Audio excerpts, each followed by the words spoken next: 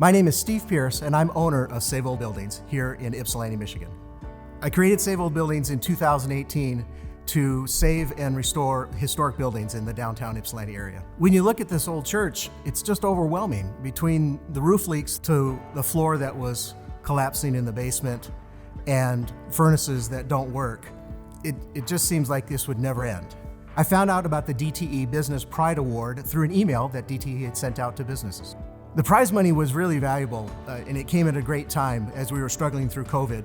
We used the money to finish the LED installation of lights, and one of the most important things that we got out of this grant was the energy audit, where an expert came and worked with us for nearly a day, helping us to understand what improvements we could make, and more importantly, validating the work that we'd already done.